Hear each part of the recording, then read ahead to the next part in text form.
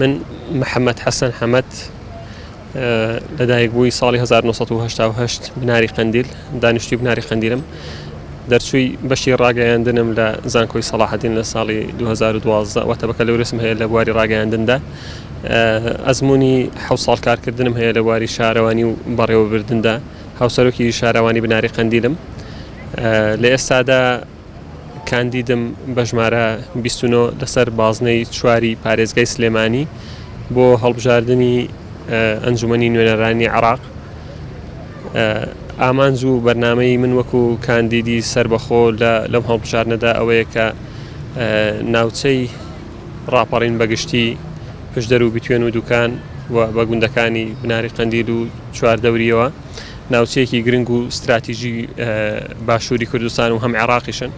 ئەم ناوچەیە کە بە دەواازەی ڕاپەڕین ناسراوە هەم لە ڕووی سیاسی هەم لە ڕووی ئابوووریەوە کاریگەری خۆی هەیە بۆ تەواوی عێراقدا. دیارە هەر لەم ناوچەیە خەڵکی ئەم ناوچەیە ڕاپەڕینی بەهاری 1990یان کردو کە تیایدا ئازادی بۆ باشووری کوردستان بەدەست هات بە هەمان شێوەش کە بووە سەرچاوی ئەوەی کە لە 2003دا بە هەمان شێوە ئازادی بۆ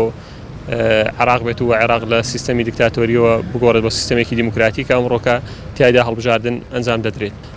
وەکو کارنامەی من وەکو کاندید دیارە بە حکمی ئەوەی کە ئەم ناوچانە بەردەوام لە ژێر هەڕەشەدان و خەڵکەکەی زەرمەند بوون نەک جارێک بڵکو چەندان جار لەم پرۆسانەدا زەرمەند بوون و ناوچەکەش ناوچەیەکی گرنگ و استراتیژی و دەوڵەمەندە بە سەرچاوەکانی سروشتەوە بەڵام بەداخەوە نەتوانراوە کە ئەم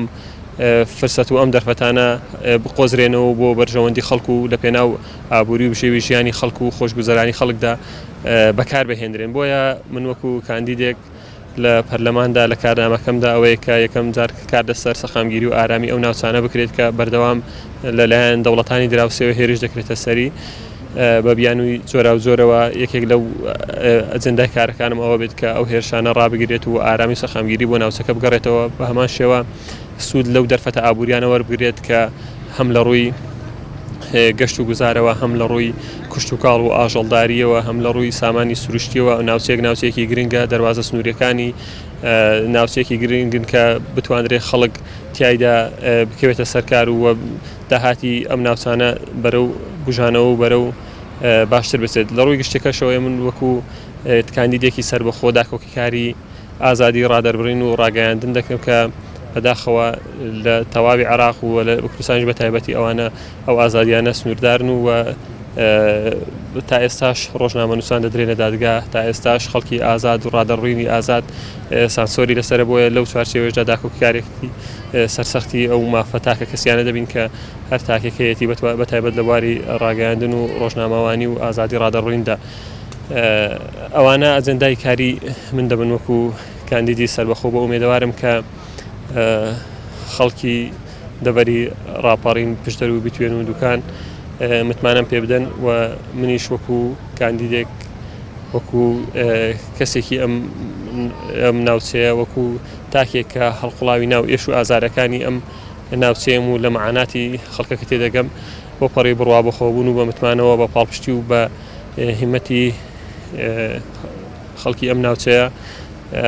بتوانین لە داهاتوودا نوێنەرێکی ڕاستەقی نەبین لە پەرلەمانی عێراق و دەنگی ئەو دەنگانە بگەێنین و داکۆکیکاری ماف و داخوازیەکانی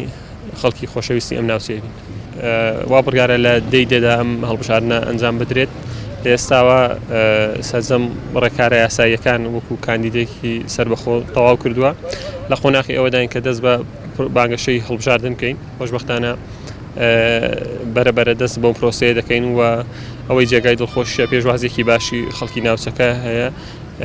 بە تایبەت کە کاندیدێکی سەربەخۆ بتوانێت لەم خۆناغەدا خۆی بەروژێر بکات و ومێدەوارین بە پاڵپشتی خەڵکی ئەم ناوچەیە بتوانین لە ئەنجومەنی نوێنەرانی عێراق داکۆکیکەرێکی سەرسەختی ماف و داواکاریەکانی خەڵکی خۆمان بین.